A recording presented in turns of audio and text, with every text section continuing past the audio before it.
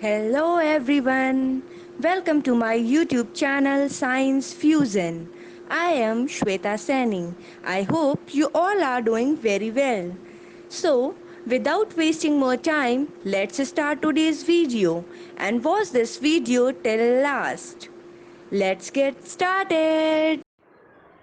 So students, आज हम पढ़ेंगे चैप्टर 4 हीट, जो कि क्लास 7 साइंस का टॉपिक है। हमने अपने लास्ट वीडियो में types of thermometer, different types of scales and temperature के बारे में पढ़ा था।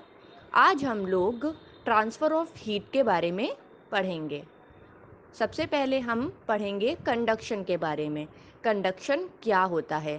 कंडक्शन को हम लोग एक एक्टिविटी के थ्रू समझेंगे कि एक्चुअली में कंडक्शन क्या होता है, कंडक्शन के थ्रू हीट कैसे ट्रांसफ़र होती है। ओके, एक्टिविटी क्या है? सबसे पहले हम लोगों को क्या करना है, मेटल की रॉड लेनी है। ओके, मेटल की रॉड लेकर उस पर हमें इक्वल डिस्टेंसेस पे वैक्स के पीसेस फिक्स करने हैं।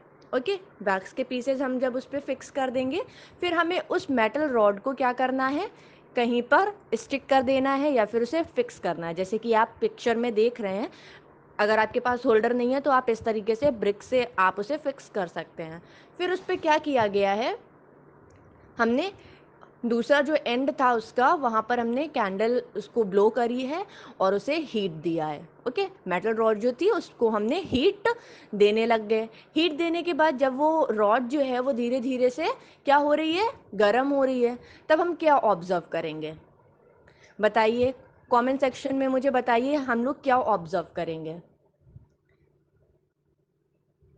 हम लोग देखेंगे कि जब हमने उसके जो वैक्स के पीसेस इक्वल डिस्टेंसेस पे मेटल रॉड पे फिक्स किए थे, वो धीरे धीरे एक के बाद एक के बाद एक क्या हो रहे हैं, मेल्ट हो रहे हैं। ओके, तो इसका क्या मतलब है? सबसे पहले सबसे जो स्टार्टिंग में जो पीस था वो मेल्ट हुआ, फिर उसके बाद वाला पीस जो था वो मेल्ट हुआ, फिर उसके बाद वाला मेल्ट हुआ, धीरे धीरे जो मैंने लास्ट में पीस सेट किया था ना, वो भी मेल्ट हो गया। तो क्या मतलब है, एक साथ में क्यों नहीं हुआ, एक एक करके क्यों हुआ? यही तो कंडक्शन है, यही तो कंडक्शन मेथड है ट्रांसफर ऑफ हीट का। The process by which heat is transferred from the hotter end to the colder end of an object is known as conduction. Conduction क्या होता है? कंडक्शन वो प्रोसेस है जिससे हीट ट्रांसफर होती है फ्रॉम द हॉटर एंड से colder end. Okay, hotter end से कोल्डर एंड, तभी तो वो वैक्स के जो पीसेस थे वो एक एक करके मेल्ट हो रहे थे, सब एक साथ नहीं मेल्ट हो रहे थे, क्योंकि पहले थोड़ा सा पार्ट गर्म हुआ, फिर थोड़ा सा पार्ट गर्म हुआ, फिर धीरे धीरे करके जो हीट थी वो दूसरे एंड तक पहुंचती है, एक साथ से नहीं पहुंच जाती है। Okay, the process by which heat is transferred from the hotter end to the colder end. Okay, hotter end से कोल्डर एंड में जब हीट ट्रांसफर होती है किसी भी ऑब्जेक्ट में, तब हम उस प्रोसेस को कंडक्शन कहते हैं। Okay, let's move another. तो अब हम लोग पढ़ेंगे इंसुलेशन क्या होता है।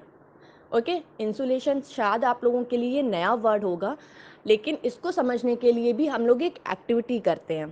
तो एक्टिविटी में हम लोगों को क्या करना है, heat water in a small beaker. एक स्मॉल बीकर में वाटर को हीट करना है, और उस वाटर जब हीट हो जाएगा, जब हॉट वाटर होगा, उसमें हमें अलग अलग तरीके के आर्टिकल्स को रख देना है। जैसे कि आप पिक्चर में आप देख रहे हैं, स्टील स्पून है, पेंसिल है, डिवाइडर है, ओके, स्केल है, ये सारे आर्टिकल्स हमने वाटर में डिप करके रख दिए हैं। ओके, इसके बाद हम क्या ऑब्जर्व करेंगे, जब हम पेंसिल को टच करेंगे तो क्या पेंसिल हमको गर्म लगेगी, या हम जब स्पून को टच करेंगे तो स्पून तो हमें गर्म लगेगा, पर पेंसिल क्यों नहीं गर्म लग रही है, स्केल क्यों नहीं गर्म लग रही है, डिवाइडर भी गर्म है, स्पून भी गर्म है, ये दोनों चीज़ें गर्म है, पर पेंसिल और स्केल क्यों नहीं गर्म है? ऐसा क्यों हुआ?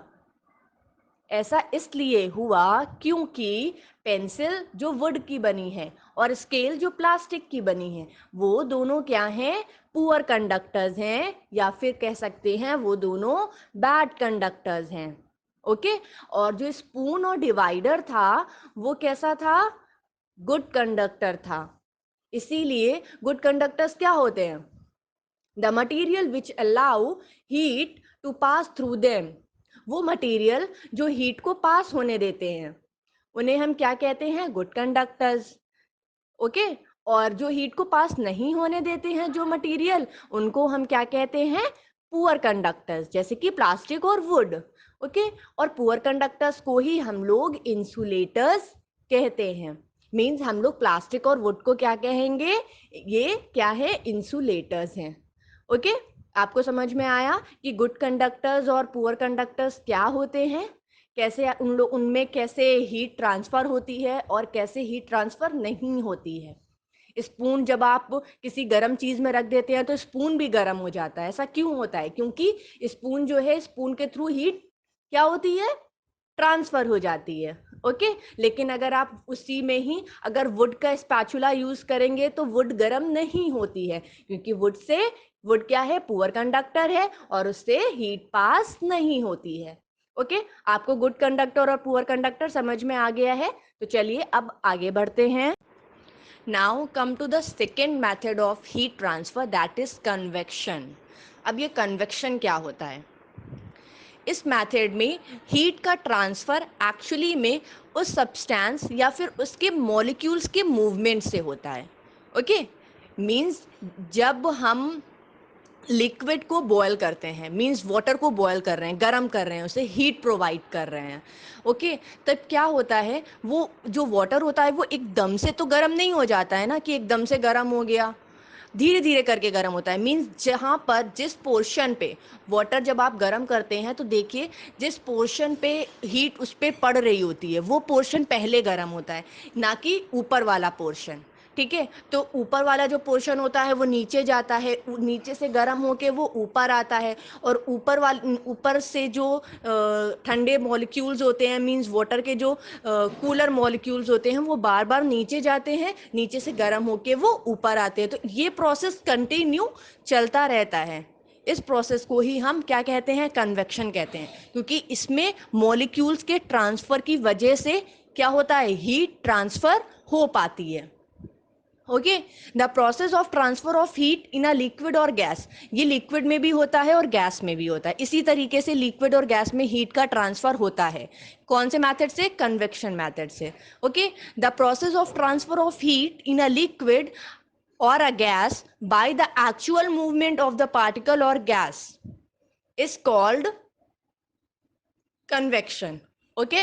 कन्वेक्शन वो प्रोसेस है, वो ट्रांसफर ऑफ हीट का वो प्रोसेस है जिसमें लिक्विड और गैस में एक्चुअली में किसका मूवमेंट होता है? पार्टिकल्स का मूवमेंट होता है। पार्टिकल्स के मूवमेंट की वजह से ही लिक्विड या फिर गैस जो है वो उसमें हीट का ट्रांसफर हो पाता है। ओके। जैसे आप लोग पिक्चर में देखिए, पिक्चर में क्या हो रहा है? इधर साइड जो left hand side red arrow बना हुआ है, रेड एरो क्या डिनोट कर रहा है? अपवर्ड डायरेक्शन बता रहा है वार्म मॉलिक्यूल्स। नीचे जब हम उसके हीट कर रहे हैं तो वो हीट होके वार्म मॉलिक्यूल जो हैं वो ऊपर के डायरेक्शन में जा रहे हैं, और ऊपर के जो कैसे हैं? कूल मॉलिक्यूल्स हैं, वो गर्म होने के लिए, हीट करने के लिए अपने आप को नीचे लेके आ रहे हैं। ठीक है। राइट हैंड साइड देखिए, कूल मॉलिक्यूल्स हीट के लिए, हीट लेने के लिए नीचे आ रहे हैं, डाउनवर्ड आ रहे हैं। तो ये अपवर्ड डाउनवर्ड मॉलिक्यूल्स का अपवर्ड और डाउनवर्ड का मूवमेंट जो है वो कंटिन्यू चलता रहता है, तब जाके पूरे लिक्विड जो भी पूरी क्वांटिटी होती है वो हीट हो पाती है, गर्म हो पाती है। ओके। तो ये होता है कन्वेक्शन। कन्वेक्शन में एक्चुअली किस मूवमेंट के थ्रू वो ट्रांसफर हीट हो पाती है? उसमें मॉलिक्यूल्स के मूवमेंट की वजह से ही। ओके। आई होप आप लोगों को कन्वेक्शन समझ में आया होगा। चलिए आगे बढ़ते हैं। Applications of convection. कन्वेक्शन के कुछ एप्लीकेशंस हैं, इससे आपको बहुत और अच्छे से समझ में आ जाएगा कि एक्चुअली में कन्वेक्शन क्या होता है। हम लोग अपने घरों में वेंटिलेटर्स और एग्जॉस्ट फैंस का तो यूज़ करते ही हैं। आप सभी के घर में होगा ही, आप सभी लोग डेली लाइफ में से देखते भी होंगे। तो ये क्या करते हैं? Ventilators and exhaust fans are usually placed near the ceiling of a room. जो सीलिंग होती है रूम की, वहाँ पर ही ये होते हैं। Because the air we breathe, जो भी सांस हम लेते हैं, ओके, वो कैसी होती है?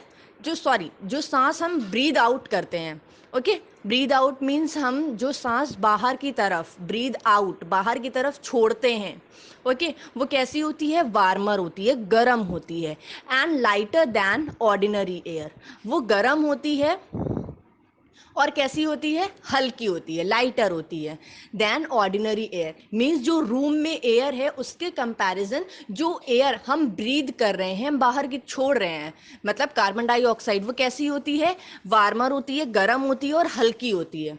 तो वो क्या करती है, जब भी हम ब्रीद आउट करते हैं तो वो ऊपर के डायरेक्शन में जाती है। मीन्स गर्म हवा जो है वो ऊपर, रूम के ऊपर एरिया में रहती है, ठीक है। It rises and escape through the ventilators, जब वो ऊपर के एरिया में रहेगी और अगर रूम के सीलिंग पे एग्जॉस्ट होगा तो वो क्या होगा, डायरेक्ट वो बाहर की तरफ चली जाएगी और फैन या फिर विंडो के थ्रू जो फ्रेश एयर और कोल्ड एयर है वो रूम के अंदर आती रहेगी। इसीलिए क्या होता है, रूम में सफोकेशन नहीं होता है, रूम हमको गर्म नहीं लगता है। ओके, तो ये एक कन्वेक्शन का एप्लीकेशन है।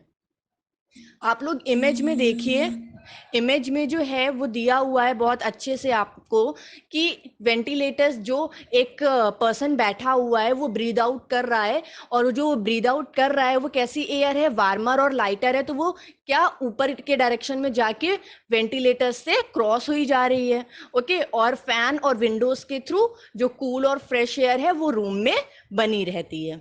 ओके, तो ये एप्लीकेशन है कन्वेक्शन का। सेकेंड पिक्चर में आपको एसी का एग्जाम्पल दिया गया है। एयर कंडीशनर जो होते हैं, एसी जो होते हैं, वो क्या करते हैं, the warmer air near the floor of the room, जो मतलब फ्लोर में गर्म हवा जो होती है उसको, उसका जो लेवल है वो अपवर्ड डायरेक्शन में बढ़ा देते हैं। ठीक है, अपवर्ड डायरेक्शन में, क्योंकि अगर वो जाएगी एयर तो अपवर्ड डायरेक्शन से वो क्या होगी, बाहर चली जाएगी। इसीलिए लोग जब एसी लगवाते हैं तो रूम जो है वो लॉक करके रखते हैं, रूम बंद करके रखते हैं।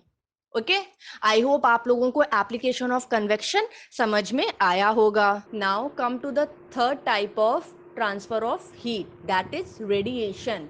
रेडिएशन भी एक हीट ट्रांसफर का मेथड होता है और ये मीडियम की एब्सेंस में होता है। मतलब कि हम कह सकते हैं कि रेडिएशन वैक्यूम में ट्रांसफ़र होती है। अब जैसे कि सन है, सपोज आप लोग पिक्चर में देखिए, सन है, हम सब जानते हैं कि वो हमें हीट जो है वो मेन सोर्स जो है हमारा सन ही है, ठीक है, हमें हीट जो है सबसे ज़्यादा सन से ही मिलती है। लेकिन जो अर्थ और सन के बीच में जो स्पेस है, इतना डिस्टेंस है, वो मोस्टली क्या है, वैक्यूम ही तो है। ओके, मतलब कि उसकी जो डिस्टेंस है, बीच में जो दूरी है, उसमें कोई भी मटेरियल मीडियम नहीं है। Okay, so how is the heat from the sun transfer to the earth, sun से अर्थ में कैसे ट्रांसफ़र हो सकती है हीट, कोई भी मटेरियल स्पेस नहीं है, वैक्यूम है, रेडिएशन के थ्रू ट्रांसफ़र होती है। ओके, सन से जो हीट है वो अर्थ तक पहुंचती है, किस मेथड से, किस ट्रांसफ़र ऑफ मेथड से पहुंचती है, रेडिएशन से पहुंचती है। Okay, process of heat transfer that does not require a medium is called radiation. Okay, वो हीट ट्रांसफ़र का मेथड जिसमें कि कोई भी मीडियम की रिक्वायरमेंट नहीं होती है, वो क्या होता है, रेडिएशन, जिस उसे हम बोलते हैं। ओके, जिस प्रोसेस में सन की हीट जो है अर्थ तक पहुंचती है उस प्रोसेस को हम रेडिएशन कहते हैं। अर्थ भी सन की हीट को एब्जॉर्ब करता है और इस प्रोसेस में जो एनर्जी इन्वॉल्व होती है उसे रेडिएंट एनर्जी कहा जाता है। ओके, ये बात आप लोग ध्यान रखिएगा, बहुत इंपॉर्टेंट है कि जो एनर्जी लगती है एब्जॉर्प्शन में, जो एनर्जी लगती है या जो एनर्जी इन्वॉल्व होती है इस पूरे प्रोसेस में, उसे हम रेडिएंट एनर्जी कहते हैं। जितने भी हॉट ऑब्जेक्ट्स होते हैं, जैसे कि सॉलिड, लिक्विड, गैस, सभी रेडिएंट एनर्जी को एमिट करते हैं। ओके, रेडिएंट एनर्जी की अभी हम लोग एब्जॉर्प्शन में रेडिएंट हीट वगैरह पढ़ेंगे, लेकिन ये सारी चीज़ें आपको रिमेंबर अपने माइंड में टिप्स पे रखना है। ओके, तो चलिए अभी हम लोग नेक्स्ट स्लाइड में एब्जॉर्प्शन ऑफ रेडिएंट हीट के बारे में पढ़ते हैं। Absorption of radiant heat. अब ये रेडिएंट हीट का एब्जॉर्प्शन क्या मतलब है, इमेज देखिए आप लोग, इमेज से थोड़ा बहुत तो आपको आइडिया लग रहा होगा। हम लोग सिंपली क्या करते हैं, जब हमें बहुत सारी हीट चाहिए होती है हमारी बॉडी को, जैसे कि विंटर सीजन में, तो हम लोग कैसे कपड़े पहनते हैं, डार्क डार्क क्लोथ्स पहनते हैं और थिक वाले कपड़े पहनते हैं जो मोटे होते हैं, जैसे कि वुलन क्लोथ्स। वुलन क्लोथ्स में हम लोग वुलन क्लोथ्स क्यों पहनते हैं, एक्चुअली में हम लोग वुलन क्लोथ्स पहनते ही क्यों है विंटर्स में, क्यों पहनते हैं, क्योंकि वो थिक होते हैं, एयर स्पेस उनमें कम होता है। ओके, कम होने की वजह से जो हमारी बॉडी की हीट होती है वो ट्रांसफ़र नहीं हो पाती है, इसीलिए हम लोग वुलन क्लोथ्स पहनते हैं।